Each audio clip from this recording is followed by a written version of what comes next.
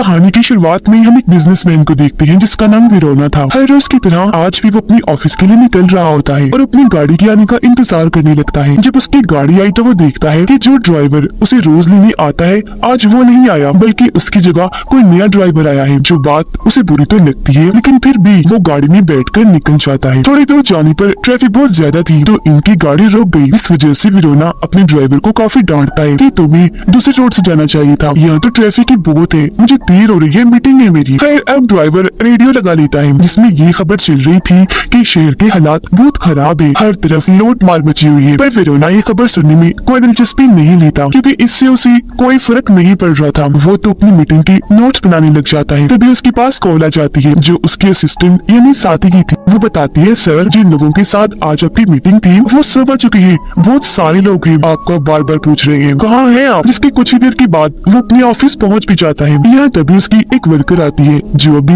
नई नई जॉब पर आई थी, इसलिए वो विरोना के लिए कॉफी लेकर आती है। विरोना उसे काफी अच्छे से बात करता है।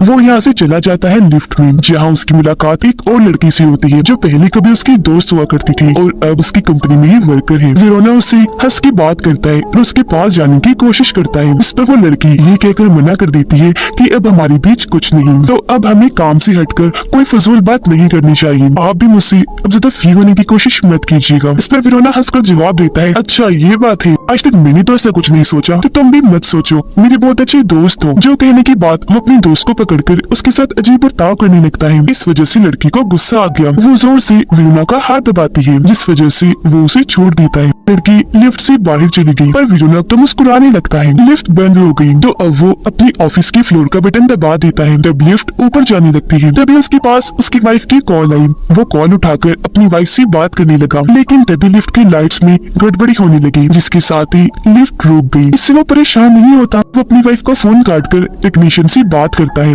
कहने लगा कि जल्दी से लिफ्ट ठीक करवा दो, मेरी मीटिंग शुरू होने वाली है। जिस पर वो लोग सारे सिस्टम को चेक करके बताते हैं कि छत पर कोई खराबी है जिस वजह से लिफ्ट बंद हो गई और अब हम अपने बहुत सारे मैकेनिक्स को छत पर भेज रहे हैं, वो खराबी ठीक कर देंगे, तो आप बिल्कुल रिलैक्स हो जाएं। अब विरोना अपने असिस्टेंट को कॉल लगाता है जो कहती है, सर कहाँ रह गए हैं आप, क्लाइंट्स परेशान हो रहे हैं, इंतजार कर करके थक गए हैं, जाने की बात कर रहे हैं, बोले आप अब मैं क्या करूँ। इसमें वो फट से बोलता है कि क्लाइंट्स को रोक के रखो, चाहे इसके लिए तुम्हें कुछ भी करना पड़े, क्लाइंट्स जाने नहीं चाहिए, मैं बस पहुँच जाता हूँ। अभी उनकी बात चल ही रही थी कि तभी उसे बारिश से अजीब तरह की आवाजें आने लगती है। वो टेक्नीशियन से दोबारा बात करता है, कहता है सर हमने जनरेटर स्टार्ट करने की चलाने की कोशिश की थी पर नहीं चला। तभी वहाँ से भी अजीब तरह की आवाजें आने लगती है। वो मैकेनिक जैसे सामने देखते हैं डर की वजह से जोर जोर से चिल्लाने लगते हैं और यहीं पर फोन कट जाता है। अब ये सारी चीजें देखने से कहीं न कहीं विरोना भी परेशान होने लगा था। वो सोचने लगा कि मुझे अब खुद यहाँ से बाहर निकलना है, तो अपना कोट उतार कर वो लिफ्ट का दरवाजा खोलने की कोशिश करने लगता है। पहला दरवाजा तो वो आसानी से खोल लेता है पर दूसरा दरवाजा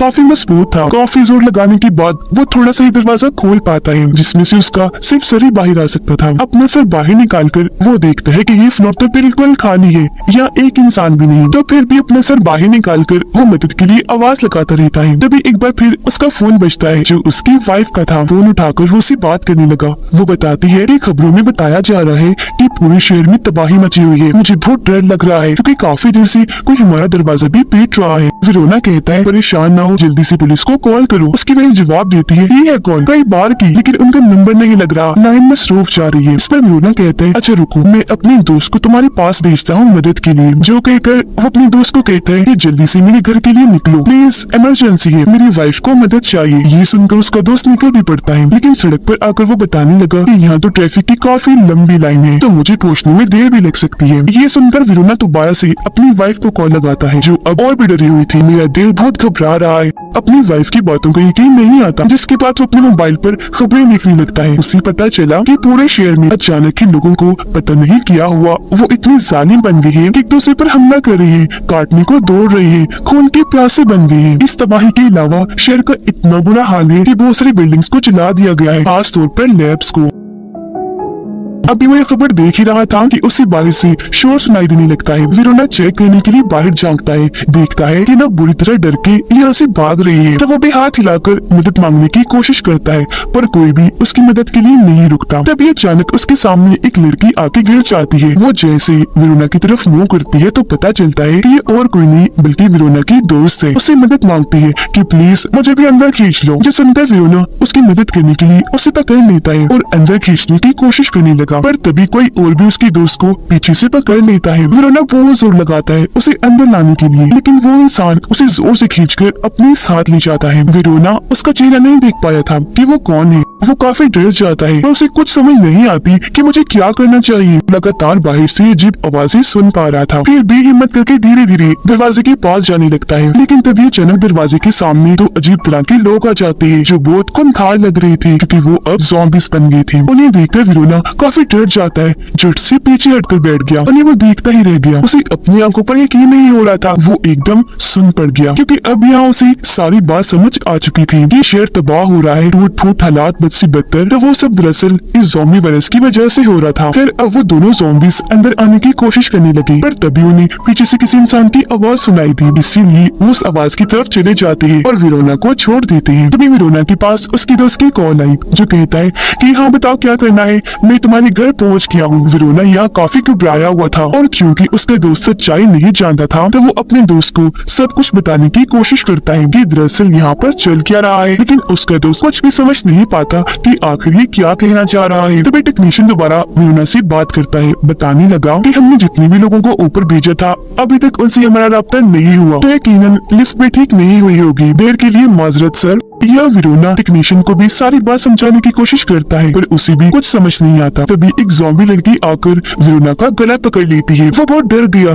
खुद को छुड़वाने की कोशिश करने लगता है, पर वो तो छोड़ने का नाम ही नहीं ले रही थी। पर फिर भी वो खुद को छुड़वाकर दूर हट जाता है, मगर अभी भी वो ज़ॉम्बी धीरे धीरे अंदर घुसने की कोशिश करती है। ये देखकर वेरोना डर गया। वो एक रॉड उठाता है और उससे ज़ॉम्बी को मारने लगता है। वो कई बार रॉड से उसके सर पर वार करता है, जिससे उसकी वही मौत हो जाती है। लेकिन अब उस ज़ॉम्बी का खून अंदर आने लगा था और तो वेरोना के कपड़े भी खून से भर गए थे। इसीलिए वो पानी की बोतल निकालकर खुद को धोने लगता है, ताकि उसे भी कोई ज़ॉम्बी ना समझ ले। वो रॉड लेकर उसकी लाश को दूर कर देता है और वापिस आकर वही जमीन पर बैठ गया। जेब से सिगरेट निकालकर पीने लगता है। देखता है कि पूरी लिफ्ट खून से भर गई है। इसीलिए वो अपने बैग से फाइल निकालकर कागजों को फाड़कर उनको खून पर रख देता है, ताकि खून मजीद न फैले। तभी उसे दोबारा आवाज सुनाई दी। वो जब बाहर चेक करता है तो वहाँ उसकी वो नई बनी वर्कर थी। वेरोना को देखकर वो जैसे करीब आई तो वो उसे समझाता है कि आराम से बिल्कुल आहिस्ता बात करो, वरना ज़ॉम्बीज़ दोबारा आ जाएंगे। आगे वो कहता है कि हमें कैसे भी करके इस लिफ्ट का दरवाजा खोलना है, और अभी दोनों जोर लगाकर दरवाजे को खोलने लगते हैं, पर बदकिस्मती से दोनों मिलकर भी दरवाजे को नहीं खोल पाते। इस बीच वेरोना के हाथ से लोहे का वो रॉड नीचे गिर जाता है, जिससे काफी तेज आवाज पैदा हो गई थी, जिससे वो घबरा गया, क्योंकि उसे समझ लग गई थी कि अब ज़ॉम्बीज़ इधर ही आ रहे होंगे। तो वो उस वर्कर को लिफ्ट के अंदर खींचने की कोशिश करने लगता है, पर क्योंकि रास्ता बहुत ही छोटा था तो वो अंदर नहीं आ पाती। लेकिन इतनी देर में यहाँ ज़ॉम्बीज़ आने लगते हैं, जिस वजह से वर्कर यहाँ से भाग जाती है। पर अब सारे ज़ॉम्बीज़ अंदर आने लगे थे, जिस वजह से वेरोना काफी डर जाता है और रॉड को अपने हाथ में लेकर अलर्ट हो गया। पर तभी अचानक कोई सारे ज़ॉम्बीज़ को एक एक करके मार देता है, जिसके बाद सामने वो वर्कर दोबारा आ जाती है। पता चलता है कि ज़ॉम्बीज़ को मारने वाली यही थी। उन सबको मारने के बाद दोनों काफी खुश हो गई और खूब हंसने लगते हैं। लेकिन उन बेचारों को खुशी रास नहीं आती, क्योंकि तभी दो ज़ॉम्बीज़ आकर उस पर एक साथ हमला कर देते हैं। वो इतना उसे काट कर और उठाकर अपने साथ ले जाते हैं। ये देखकर वेरोना बहुत चिल्लाता है, क्योंकि उसकी मदद के लिए वो कुछ कर ही नहीं सकता था। उसकी मौत का वेरोना को काफी दुख हुआ। अब वो दोबारा से अकेला पड़ गया। उसे अब अपनी वाइफ की फिक्र होने लगी, तो वो उसे कॉल लगाता है, पर काफी कोशिश के बाद भी उसकी वाइफ फोन नहीं उठाती। वो बहुत टूट गया, एकदम वही नीचे बैठकर बुरी तरह रोने लगता है। पर थोड़ी ही देर बाद उसकी वाइफ कॉल उठा लेती है। तब वेरोना की जान में जान आती है। वो बताने लगी कि मैं सारी खिड़कियां दरवाजे बंद कर रही थी, इसलिए फोन नहीं उठा रही थी। अभी वो ये बातें कर ही रही थी कि तभी दरवाजा तोड़कर बहुत सारे ज़ॉम्बीज़ आकर उसकी वाइफ पर हमला कर देते हैं। वो बेचारे चिल्लाती ही रह गई, जिसकी आवाज सुनकर विरोना एक बार फिर बहुत दुखी हो जाता है। वो खबरें देखने लगा जिससे उसे पता चलता है कि पूरे शहर में आर्मी और पुलिस ऑफिसर फैल चुके हैं जो इन ज़ॉम्बीज़ को मार मार कर इंसानों को बचा रहे हैं। तभी विरोना बाहर से एक और आदमी को लिफ्ट की तरफ आता हुआ देखता है। जैसे पास आया तो पता चला कि वो भी विरोना के ऑफिस में ही काम करता था, जो कहता है मैं भी लिफ्ट में आना चाहता हूँ। ये कहकर वो अंदर घुसने की कोशिश करने लगा। विरोना उसे समझाता है कि मत कोशिश करो, कोई फायदा नहीं, इतनी छोटी सी जगह से अंदर आना नामुमकिन है। पर फिर भी वो आदमी लगा रहा। तभी अचानक यहाँ भी ज़ॉम्बीज़ आने लगे, जिन्हें देखकर वो आदमी यहाँ से भाग जाता है। लिफ्ट के सामने भी ज़ॉम्बीज़ आने लगे थे। विरोना को उन पर गुस्सा तो पहले से ही था, तो वो उन पर चिल्लाने लगता है क्योंकि उसे पता था ये ज़ॉम्बीज़ तो अंदर नहीं आ सकते। तो ऐसे ही वो इन पर चिल्लाते रहता है। उसकी इतनी ऊंची आवाज सुनकर लिफ्ट के दरवाजे के सामने बहुत सारी ज़ॉम्बीज़ आना शुरू हो जाती है, जिन्हें देखकर विरोना रोड उठाता है और उनके सरों पर वार करने लगता है। वो कई बार जोर जोर से वार करके सभी ज़ॉम्बीज़ को मार गिराता है। तभी वो देखता है कि कोई इंसान है जो लिफ्ट की तरफ भागता हुआ आ रहा है। फिर उसे पता चला कि और कोई नहीं बल्कि मेरी असिस्टेंट है, जो बहुत डरी घबराई हुई थी, मदद मांग रही थी क्योंकि उसके पीछे ज़ॉम्बीज़ पड़े हुए थे। अपनी जान बचाने के लिए वो एक ऑफिस में चली जाती है। दरवाजा बंद करने ही वाली थी कि तभी सारे ज़ॉम्बीज़ अंदर घुस जाते हैं, एक साथ उस पर झपट कर हमला कर देते हैं और ऐसे उसकी भी मौत हो जाती है। ये देखकर विरोना दोबारा से चिल्लाता है क्योंकि उसको भी बचाने के लिए वो कुछ नहीं कर पाया। लेकिन थोड़ी देर बाद जब वो नॉर्मल हुआ तो अपना मोबाइल निकालता है और रिपोर्टर की वीडियो मिल जाती है, जो कहती है कि हालात खराब होने की वजह से खबरों के सभी चैनल्स बंद कर दिए गए हैं। इसी वजह से मैं लाइव वीडियो बना रही हूँ। ये ज़ॉम्बी वायरस बहुत तेजी से फैल रहा है और अब अगर कोई अपनी जान बचाना चाहता है तो उसे शहर छोड़ के जाना पड़ेगा। विरोना ये वीडियो देख ही रहा था। मुसीबत कम नहीं थी कि तभी यहाँ की लाइट चली जाती है, जिससे विरोना और ज्यादा परेशान हो जाता है क्योंकि उसे डर था कि अब ये ज़ॉम्बी अंदर आ जाएंगे। लेकिन तभी अचानक कोई इन ज़ॉम्बीज़ पर गोली चलाने लगता है। वो सभी ज़ॉम्बीज़ के सरों पर शूट कर करके उन्हें मार गिराता है। इसीलिए विरोना भी अपना हाथ बाहर निकाल कर उससे मदद मांगता है। तब पता चला कि दरअसल एक पुलिस ऑफिसर है। वो विरोना के पास आकर पूछता है कि क्या तुम जख्मी हो, तुम्हें किसी ज़ॉम्बी ने काटा तो नहीं? इस पर वो कहता है कि नहीं, मैं तो ज़ॉम्बीज़ के पहले से भी पहले यहाँ पे फंसा हुआ हूँ। पुलिस ऑफिसर बताता है कि मैं यहाँ लोगों की मदद करने आया था, मेरे साथी भी आए थे, लेकिन अब मेरा उनसे राब्ता टूट गया है। विरोना उसे कहता है लेकिन प्लीज तुम मेरी मदद कर दो, ये लिफ्ट खोल दो। इस पर वो पुलिस ऑफिसर लिफ्ट खोलने की कोशिश करने लगता है, पर बहुत हिम्मत के बाद भी लिफ्ट नहीं खुलती। ऑफिसर को अंदाजा हो गया था कि ऐसी लिफ्ट नहीं खुलेगी, इसीलिए विरोना को कहता है कि मैं ऊपर जा रहा हूँ, वहाँ से लिफ्ट खोल दूंगा। वो उसे एक वॉकी टॉकी जो मोबाइल डिवाइस ही होती है वो देता है, साथ में एक गन भी,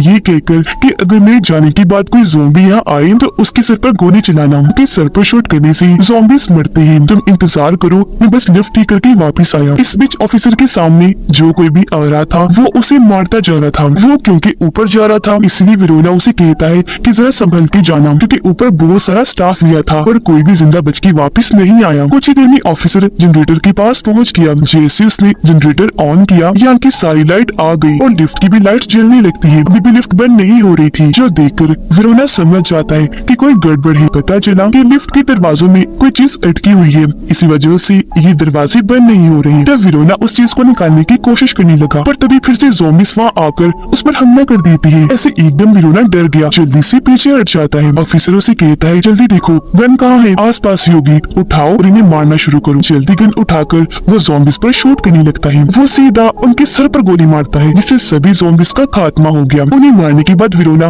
काफी जज्बाती हो गया। उसे बुरा लग रहा था क्योंकि ये सब पहले उसके ऑफिस में ही काम करते थे। इस पर ऑफिसर उसे समझाता है कि ये तुम्हारे दोस्त नहीं बल्कि हमारे खून के प्यासे हैं, क्योंकि तुम्हारे दोस्तों की तो बहुत पहले ही मौत हो चुकी है, तो इनके लिए दुखी मत हो। अभी दोनों बात कर ही रहे थे कि तभी विरोना फोन पर बहुत सारी ज़ॉम्बीज़ की आवाजें सुनता है, जिसके साथ ही ऑफिसर की आवाज बंद हो गई। ये देखकर उसे लगा कि शायद मैंने ऑफिसर को भी खो दिया, तो एक बार फिर वो काफी दुखी हो जाता है। मायूस होकर जमीन पर बैठ गया। ऐसे टाइम गुजरता गया और रात हो गई। उसे इतना गुस्सा आता है कि वो जोर जोर से चिल्लाने लगता है। उसकी आवाज सुनकर फिर से बहुत सारे ज़ॉम्बीज़ वहाँ आ जाते हैं। उन्हें देखकर विरोना गन मुंह में रखकर खुद को शॉट करने की कोशिश करता है। इससे पहले वो गोली चलाता, उसे ऑफिसर की आवाज आई जो मरा नहीं था बल्कि भी जिंदा था। उसकी आवाज सुनकर विरोना जल्दी से उठ खड़ा हुआ। उसे पता चला कि ऑफिसर लिफ्ट के ऊपर है, जो उसे कहता है कि लिफ्ट की छत को खोलो, जो इमरजेंसी में निकलने की काम आती है। इसलिए विरोना रोड उठाकर छत पर मारने लगा और आखिरकार खोल ही लेता है। छत के खुलते ही ऑफिसर अंदर आ गया, जो आते ही सबसे पहले अंधाधुंध गोलियां चलाकर सभी ज़ॉम्बीज़ को मार देता है, जिसके बाद वेरोना के साथ नीचे जमीन पर बैठ जाता है। कहने लगा कि मुझे अफसोस के साथ कहना पड़ रहा है कि मुझे भी ज़ॉम्बी ने काट लिया है। वेरोना को दुख हुआ, लेकिन वो पूछता है कि आखिर इस सब की शुरुआत हुई कहाँ से। तो वो बताता है कि किसी ने तजुर्बा करने के लिए लैब में इस ज़ॉम्बी वायरस को बनाया था। फिर जब टेस्ट किया गया तो इंसान तेजी से ज़ॉम्बी बनने लगे और फिर तभी से ये वायरस कंट्रोल से बाहर हो गया कि ज़ॉम्बी जिसे भी काटता है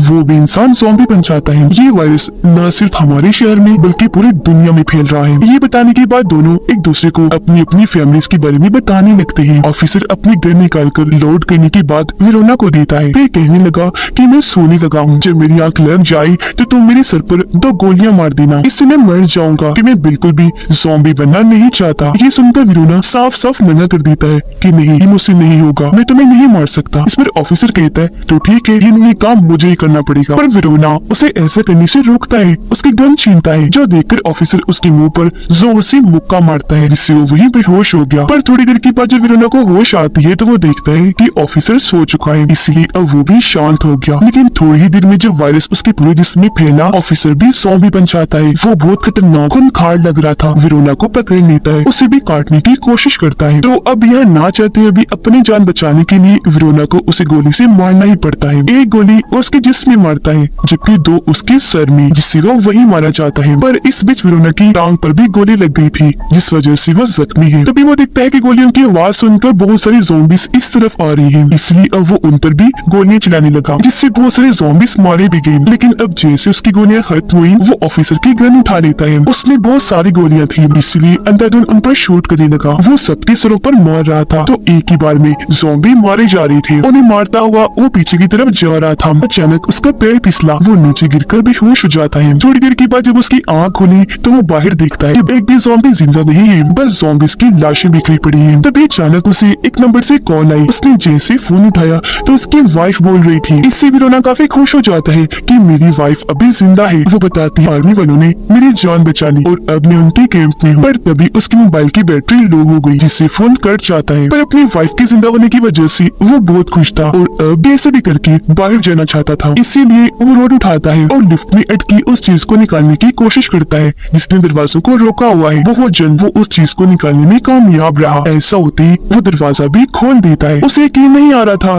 कि ये मैंने कर दिखाया। वो जल्दी से बाहर आ जाता है। जैसे हॉल में आया, देखता है कि हर तरफ तबाही मची हुई है। तभी एक ज़ॉम्बी लड़की वहाँ आ जाती है, जिसकी दोनों टांगे आधी कटी हुई थी। वो वेरोना की तरफ ही बढ़ रही थी, पर वो बगैर टाइम गवाई पैरों से उसे मारने लगता है। इतनी बार मारता है कि वो ज़ॉम्बी लड़की वही मारी जाती है। वो अपनी सड़क पर आता है, देखता है कि पूरे शहर का बुरा हाल है। तभी यहाँ भी एक ज़ॉम्बी लड़की आ जाती है। वो हमला करने वेरोना की तरफ जैसे बढ़ी, तभी उसके सर पर एक गोली आके लग जाती है, जिससे वो वही मारी गई। अब ये गोली आर्मी वालों ने ही चलाई थी, क्योंकि यहाँ हर तरफ आर्मी फैली हुई थी जो ज़ॉम्बीज़ को मार रही थी और जिंदा इंसानों को बचा रही थी। तब उन्हें देखकर वेरोना को उम्मीद मिली। वो अपना हाथ हिलाने लगता है ताकि उन्हें बता सके कि मैं बिल्कुल सही सलामत हूँ, तो आकर मुझे भी बचा लीजिए ताकि मैं आर्मी कैंप में जा सकूं जहाँ सभी बचे हुए इंसानों को रखा गया है, और जाकर मैं अपनी वाइफ से मिल लूं। हाथ लहराता हुआ वो आगे बढ़ने लगा और बस इसी के साथ ये फिल्म यहीं पर खत्म हो जाती है।